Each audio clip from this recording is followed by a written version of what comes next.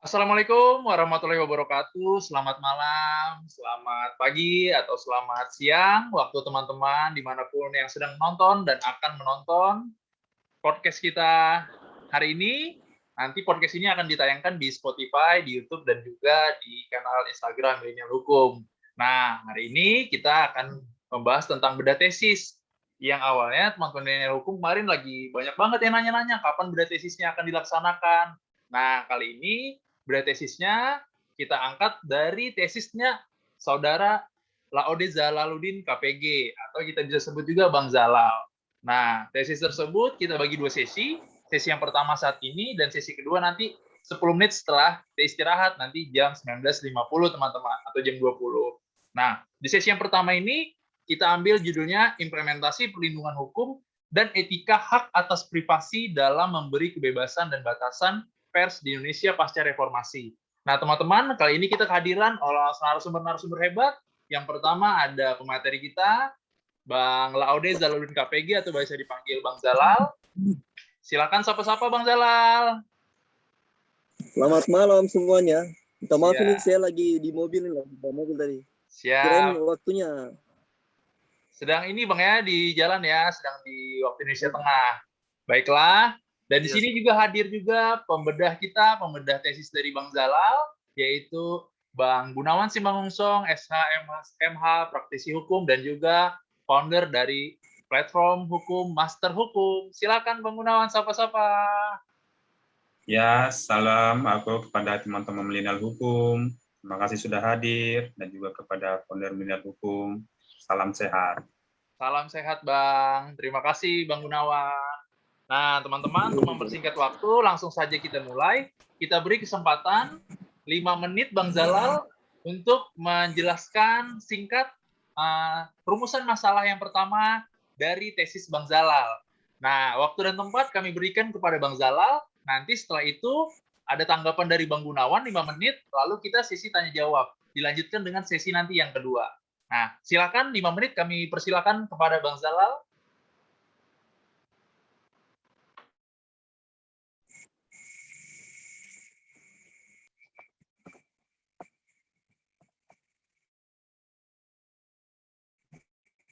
Silakan Bang Zalal. Dapat memulai.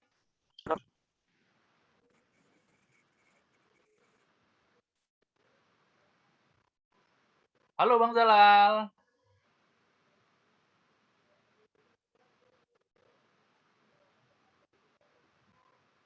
Halo, mungkin Bang Zalal sedang berada di Kebesaran pers pasca reformasi.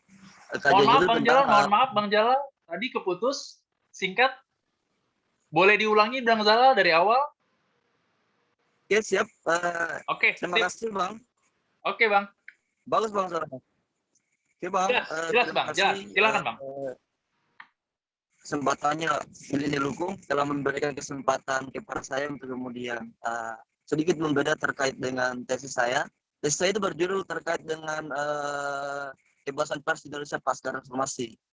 Studi pertentangan Undang-Undang Pers versus Undang-Undang IT terkait dengan penyelesaian sengketa pelanggaran pers terkait dengan pencemaran nama baik. Dalam rumusan masalah tesis saya itu mengangkat terkait dengan dinamika yang terjadi, substansi undang-undang maupun lembaga yang kemudian mengawasi terkait dengan kebebasan pers, itu yang kemudian menjadi dinamika yang terjadi. Itu yang kemudian pada rumusan masalah pertama membahas terkait dengan itu. Jadi dinamika yang terjadi, seperti contohnya misalnya kasus-kasus terkait dengan yang berkaitan dengan pelanggaran etika pers menurut saya terkait dengan kasus seperti yang kemarin terkait dengan kasus penyebaran data pribadi terkait dengan COVID yang pertama kemarin. Itu yang kemudian hal-hal yang ingin saya ingin kaji kembali, karena saya rasa pers ini telah masuk pada ranah hak atas privasi. yang hal itu sebenarnya tidak boleh dikaji oleh pers, walaupun dalam berbagai hal hak privasi itu penting untuk dikaji untuk kemudian kepentingan publik, tetapi ada hak publik yang kemudian itu dibatasi, terutama terkait dengan kasus data COVID yang kemarin yang pertama. Itu kemudian disebar nama tempatnya, disebar kemudian dan bahkan saya sebut stasiun TV One menyiarkan di tempat kejadian kasus COVID pada saat itu. Itu yang kemudian menjadi permasalahan saya yang pertama terkait dengan hal itu. Itu yang kemudian dikaji dari sisi pelanggaran persnya. Tetapi di sisi lain, kita tidak bisa juga pungkiri ada yang kemudian pelanggaran pers itu yang kemudian dikaji, diselesaikan proses hukumnya di Undang-Undang ITE. Itu juga menjadi permasalahan. Memang pers diberikan kebebasan untuk kemudian mempunyai kebebasan sebebas-bebasnya, tetapi dari sisi lain munculnya Undang-Undang ITE kemudian turut membatasi, lebih represif undang-undang pers menurut saya. Seperti misalnya kasus yang di Sulawesi Tenggara, ada yang kemudian salah satu wartawan yang kemudian dilaporkan oleh salah satu pegawai negara, pegawai daerah yang dianggap telah bertentangan dengan prinsip-prinsip pers, yang kemudian hal itu bertentangan dengan Undang-Undang ITE pasal 27 ayat 3 terkait dengan pencemaran nama baik. Itu yang kemudian menjadi permasalahan pertama, dan banyak contoh-contoh lainnya sebenarnya yang perlu untuk kita kaji. Tetapi pada dua poin tersebut, bahwasannya di sisi dinamika yang terjadi antara kebebasan pers dengan kemudian pelanggaran pers yang diselesaikan selesaikan dengan Undang-Undang ITE merupakan hal yang kemudian kita harus kaji bersama. Karena kenapa? Karena Undang-Undang pers kadangkala selalunya menggunakan kebebasan persnya sebebas-bebasnya menurut saya. Karena dalam undang-undang pers juga undang-undang pers juga dalam kode etik pasal 9 ayat 1, 2, 3 itu menjelaskan tidak ada batasan yang jelas terkait dengan hak privasi tersebut. Memang membatasi hak privasi, tetapi hak privasi itu tidak dijelaskan secara rinci di kode etik jurnalistik tersebut. Sehingga hal itu di sisi lain pers juga harus membatasi dirinya untuk kemudian mempublikasikan hak privasi yang tidak perlu untuk dipublikasikan. Tetapi di sisi lain, dengan adanya Undang-Undang ITE juga kemudian akan menghalangi terkait dengan kebebasan pers bebasnya. Karena dalam Undang-Undang ITE juga Undang-Undang ITE juga diberikan kewenangan untuk kemudian membelenggu kebebasan pers. Dalam hal ini ada kontradiktif yang terjadi menurut saya, karena Undang-Undang ITE itu jalurnya umum, yang kemudian Undang-Undang pers sebenarnya jalurnya khusus, tetapi tidak dijelaskan secara rinci di mana lex spesialisnya Undang-Undang pers tersebut. Itu yang kemudian menjadi permasalahan yang pertama. Mengenai permasalahan kedua, terkait dengan untuk kemudian mencarikan solusi, saya kemudian memakai teori pers tanggung jawab sosial menurut saya. Karena kenapa? Karena teori pers tanggung jawab sosial ini kita diarahkan untuk kemudian bertanggung jawab terhadap tugas kita. Tetapi ada batasan hukum yang kemudian memberikan batasan kepada pers, bahwasannya ini batasan utama yang harus kemudian dilewati oleh pers, bukan kemudian langsung dipidanakan, tetapi ada proses-proses yang harus dilewati oleh pers. Sehingga dalam rumusan masalah kedua itu, saya kemudian membahas terkait dengan Siap, Bang Jalal. Mohon izin, Bang Jalal, terkait dengan rumusan masalah kedua nanti kita bahas. Kita dengar dulu tanggapan dari pembedah kita, Bang Gunawan. Oke, Bang Jalal? Nah, siap. Silahkan, kami persilahkan waktu dan tempat kepada Bang Gunawan Simangunsong, SHMH, untuk menyampaikan pendapat, tanggapan terkait dengan materi yang sudah disampaikan Bang Jalal, rumusan masalah pertama. Kami beri waktu 5 menit, silakan Bang. Baik, terima kasih kepada moderator dan termasuk kepada pemateri yang telah menyampaikan materinya. Jadi memang di sini mengenai kebebasan pers berhadapan-hadapan dengan hak privasi, seperti itu yang saya tangkap tadi ya dari pemateri, bahwa memang hak privasi itu sudah sewajarnya itu dilindungi berdasarkan ketentuan-ketentuan hukum yang berlaku, termasuk juga hukum nasional dan juga ketentuan-ketentuan hukum internasional. Akan tetapi di satu sisi pers sebagai wakil dari publik itu memberikan dia punya tugas untuk memberikan sebuah peran, yaitu untuk mewakili kepentingan publik untuk hal-hal yang sifatnya itu publik harus disebarluaskan untuk kepentingan masyarakat juga, seperti itu. Itu yang tadi saya tangkap ya. Hanya saja yang di sini yang mungkin akan lebih detail ya, mengenai kasus yang pencemaran nama baik, misalnya contoh gitu. Itu contoh yang spesifiknya itu yang harus dijelaskan itu seperti apa dan bagaimana pertanggungjawaban dari pers tersebut. Karena kalau misalnya kita tahu selama ini, pers itu kan pertanggungjawabannya secara organisasi, bukan secara individu. Kalau pertanggungjawaban secara organisasi, itu maksudnya ke Dewan Pers. Akan tetapi pertanggungjawaban secara individu, itu maksudnya ke ranah pidana. Nah, di sini yang saya belum bisa melihat sejauh mana nih pertanggungjawaban pers yang disebut di sini. Apakah personalnya itu atau sebagai lembaga, ya? Karena itu beda ranahnya nanti hukumnya gitu.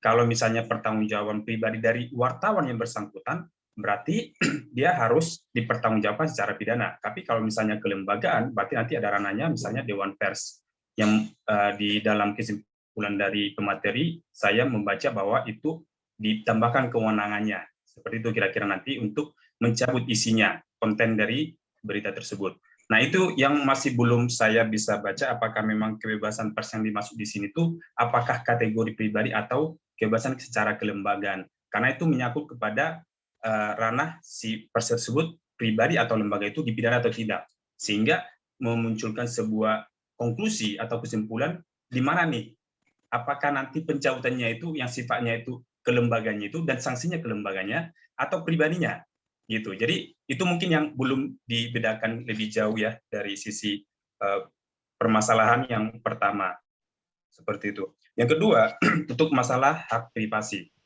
Kita tahu sendiri hak privasi itu sebenarnya itu sudah sangat lama ya. Waktu itu memang ada tulisan-tulisan dari salah satu mantan hakim agung di Amerika yaitu Barnes, yaitu menulis jurnalnya itu namanya Right to be Privacy, dan itu kemudian dipakai dalam kasus-kasus di Amerika, dan Amerika itu menjadi negara yang pertama dalam membuat sebuah undang-undang hak privasi gitu loh, dan itu ada jurisprudensinya di Amerika bahwa memang ada kebebasan-kebebasan yang tidak boleh masuk ke ranah privat seperti itu, dan akhirnya penulisnya itu menjadi hakim Amerika ya, Barnes, itu setahu saya seperti itu. Nah, tapi memang di Indonesia itu pengaturannya itu hak privasi itu apakah hanya sebatas di Undang-Undang Dasar saja yang sifatnya itu abstrak, atau ada in concreto dalam arti undang-undang dan peraturan-peraturan pelaksana di bawahnya itu. Nah, ini yang mungkin akan dikristalisasi karena itu dalam praktek pelaksananya itu harus peraturan pelaksana di bawah undang-undang dan peraturan pelaksananya, bukan di Undang-Undang Dasar. Itu yang mungkin harus yang mungkin masih belum banyak dibahas di sini ya. Tapi yang poin pertama itu yang tadi itu menjadi tanggapan saya yang belum ada di apa namanya di poin pertama ini gitu loh, menjadi tanggapan saya. Terima kasih Pak Moderator. Wah, terima kasih Bang Gunawan, pembedah kita yang sudah menyampaikan tanggapan terhadap materi yang sudah disampaikan Bang Zalal tadi. Banyak banget yang tadi dicatat, bisa kita catat beberapa hal. Nah, untuk mempersingkat waktu, kami persilakan kepada Bang Zalal mungkin terkait dengan tanggapan yang pertama dan tanggapan yang kedua. Tanggapan yang pertama dulu, Bang. Silakan, Bang.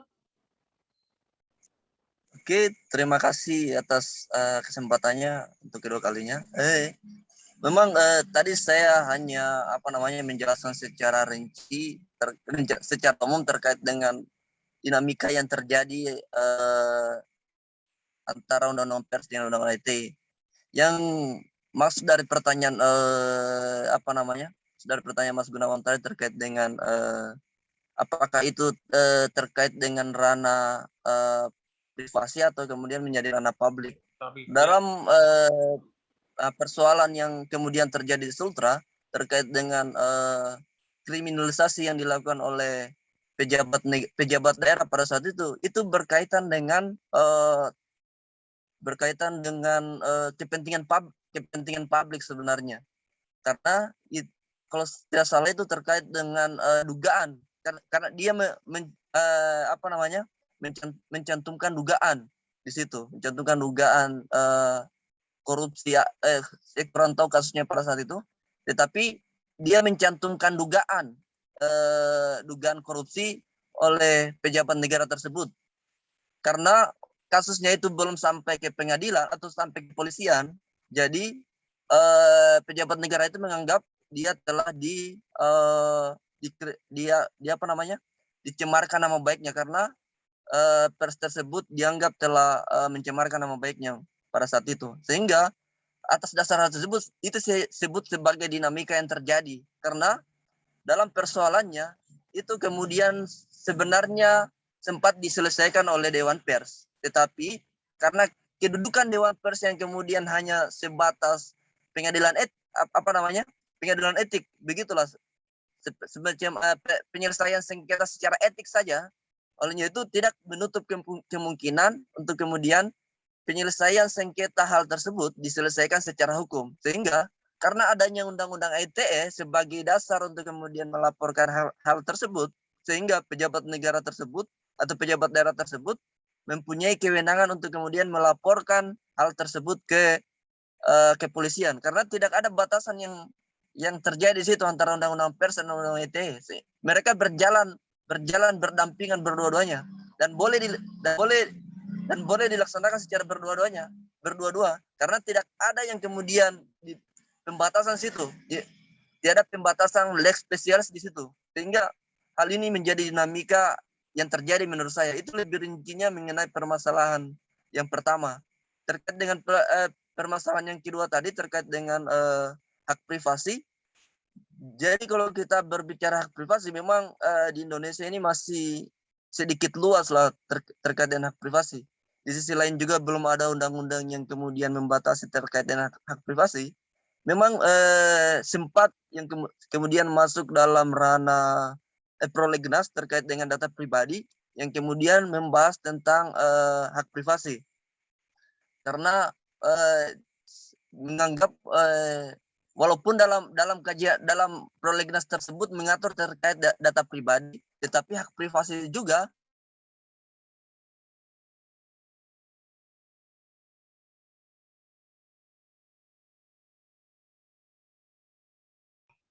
mohon izin, Bang Jalal, suaranya tidak kedengaran, Bang.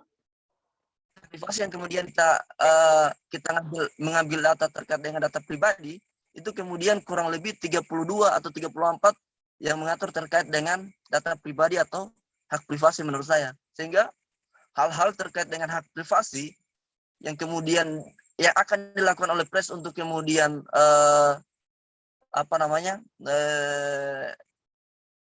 penyimpangan pers terkait dengan pemberitaan hak privasi akan tetap ada menurut saya, untuk kemudian memberitakan hak privasi yang seharusnya tidak untuk kemudian disiarkan menurut saya. Sehingga yang kemudian dapat menjewantahkan terkait hak privasi tersebut adalah adanya kemudian rapat-rapat internal pers untuk kemudian ini hak privasi loh, tidak boleh dikaji. Ini hak privasi loh, tidak boleh. Itu kemudian menjadi batasan itu hanya sebatas batasan internal, tidak ada batasan hukum yang kemudian membatasi hak privasi tersebut. Lain halnya kemudian seperti disebutkan tadi oleh Gunawan terkait dengan hak privasi, batasan hak privasi yang ada di luar negeri terutama Amerika. Memang Amerika yang kemudian menerapkan pertama kali terkait dengan batasan hak privasi yang tidak boleh dimasuki oleh pers, dan bahkan pada yang disebutkan tadi mengenai Hakim Agung yang kemudian menyelesaikan perkara tentang pers itu kemudian membatasi hak privasi tersebut, yang terutama di dalamnya adalah terkait dengan pencemaran nama baik juga termasuk di dalam hak privasi tersebut. Karena batasan saya mengenai tentang pencemaran nama baik, sehingga hak atas privasi tersebut pencemaran nama baik pun harus kemudian dirincikan di dalam hak atas privasi tersebut untuk kemudian menjadi batasan hukum ataupun batasan etika yang harus dibatasi oleh undang-undang. Kalau menurut saya seperti itu. Ya seperti itu menurut saya, Bang, terkait dengan batasan-batasan tersebut. Wah, makasih Bang Zalal. Mungkin saya bisa rangkum di sini terkait dengan permasalahan yang pertama tadi, mungkin terkait dengan kepentingan publik, di mana ada terdapat dugaan pada contoh kasus yang diangkat oleh Bang Jalal pada tesis tersebut, di mana terdapat penyelesaian sengketa etik dengan adanya undang-undang IT, teman-teman. Nah, terdapat juga tidak ada pembatasan yang Bang Zalal sampaikan tadi terkait dengan lex spesialis. Nah, untuk masalah yang kedua, memang ada beberapa hal-hal yang akan dilakukan oleh pers terkait penyimpangan privasi atau data pribadi tadi. Namun tidak ada batasan hukumnya, di mana-mana saja yang tepat dapat dikatakan ini adalah pelanggaran kode etik ataupun pelanggaran hak atas privasi. Nah, kita masih ada waktu 4 menit lagi. Kita persilakan Bang Gunawan untuk melanjutkan tanggapannya. Kami persilakan, Bang. Ya, terima kasih kepada moderator dan kepada Pak Jalal ya. Jadi memang yang tadi memang belum masuk ke ranah jawaban sebenarnya tadi terkait dengan pribadi atau tidak ya. Karena misalnya nih, saya pribadi wartawan gitu. Saya menyebarkan berita pencemaran nama baik seorang pejabat yang tadi gitu ya. Terus ketika saya masuk ke dalam media online gitu, saya masuk ke dalam lembaga saya gitu loh. Misalnya lembaga pers A gitu ya. Nah, menurut saya mau bertanya dulu nih, dan saya kasih coba tanggapan tadi, itu kan belum ada jawaban sebenarnya. Saya mau kasih pertanyaan, apakah ketika si wartawan tersebut menyampaikan ke lembaganya dan lembaganya mempublish gitu ya, apakah yang masuk ranah pidana kalau misalnya tadi menurut Pak Jalal itu harus itu berjalan berbarengan gitu kan, kebebasan pers dan dengan undang-undang ITE, yang harusnya itu ada lex spesialisnya. Apakah ketika itu dimasukkan oleh wartawan yang bersangkutan kepada lembaganya, pertanyaan saya, siapa yang dipidana? Apakah wartawan tersebut atau lembaganya? Karena struktur pertanggungjawaban pidana untuk perorangan dan lembaga itu sangat berbeda. Kalau misalnya lembaga, itu pasti ada pertanggungjawaban siapa pimpinannya. Itu ada teori-teori pertanggungjawaban pidana seperti itu. Apakah pakai strict liability atau apa seperti itu ya. Nah, tapi kalau misalnya dia masuk ke ranah pidana pribadi dari wartawan tersebut, apakah itu yang dimaksud di situ? Itu yang masih harus kita clearkan dulu, karena itu nanti menyangkut kepada kesimpulan. Karena di kesimpulan itu saya baca memang itu kepada lembaga, bukan kepada pribadi dari wartawan tersebut. Karena di pertama itu adalah pencemaran nama baik kepada pejabat yang bersangkutan tadi contohnya, tapi kepada lembaga di akhirnya. Jadi itu agak sinkron dulu di situ mungkin. Itu yang pertama. Nah, yang kedua, saya setuju dengan Bang Jalal ya, terkait dengan pers yang sebenarnya itu tidak jelas nih mana hak privasi. Bagaimana dia akan mengetahui hak privasi kalau misalnya tidak diatur. Bahkan undang-undang yang sudah ada saja, ya kan, orang belum tentu menatai. Bagaimana undang-undang yang sebenarnya itu tidak jelas batasan-batasan privasi, bagaimana orang itu akan mengetahui. Menurut Pak Jalal sendiri itu, apakah memang dari sisi pelanggar-pelanggar hak privasi tersebut, apakah itu dari sanksi etika atau sanksi dari pidana, dan bagaimana efektivitas nanti sanksi tersebut? Itu yang menjadi pertanyaan saya untuk Pak Jalal. Terima kasih, moderator. Baiklah, terima kasih Bang Gunawan. Tadi mungkin saya rangkum, Bang Gunawan terkait dengan permasalahan pertama tadi, mungkin Bang Gunawan masih belum puas dengan jawaban dari Bang Jalal terkait dengan apa ketika wartawan tadi menyampaikan sesuatu hal kepada lembaganya, apakah siapa yang dapat dipidana itu, apakah lembaganya atau personnya si wartawan tersebut. Nah, yang kedua, bagaimana bentuk pertanggungjawabannya? Bang Gunawan tadi sampaikan apakah bentuk strict liability atau hal-hal lainnya. Nah, terkait dengan permasalahan kedua seperti bagaimana efektivitas sanksi tersebut kepada si beberapa pihak-pihak yang dapat dikenakan tadi. Saya persilakan Bang Zalal untuk menjawab tanggapan dari Bang Gunawan. 1 menit. Tambahan, izin moderator satu lagi. Siap, Bang. Maksudnya tadi, saya mau menambahkan tadi, bukan itu poinnya. Yang kedua ya. Poin yang kedua itu intinya adalah, saya ingin bertanya, kalau misalnya sanksinya kepada lembaga tersebut adalah melalui sanksi kode etik kepada wartawan yang bersangkutan, karena pasti ada kode etik wartawan, profesi. Apakah itu lebih efektif atau pidana gitu? Mungkin ada penelitian di situ yang masih belum ada. Jadi maksudnya biar nanti kesimpulannya itu pas gitu loh. Ketika itu ada kesimpulannya itu bahwa kita harus memberikan kewenangan ke lembaga Dewan Pers, berarti secara kelembagaan itu apakah itu lebih efektif atau kepada personnya saja, yaitu secara kode etik gitu. Wah, Untuk dibandingkan dengan wah. Terima kasih. Siap. Ini semakin seru saja, teman-teman. Perbincangan kita, teman-teman. Kita tahan dulu, teman-teman. Kita ada beberapa hal yang mau lewat-lewat dulu. Kita langsung masuk nanti ke sesi yang kedua, teman-teman, untuk menjawab pertanyaan dari Bang Gunawan yang sangat bagus ini ya. Oke, teman-teman. Kita lanjut. Kita tutup sesi yang pertama ini. Bye.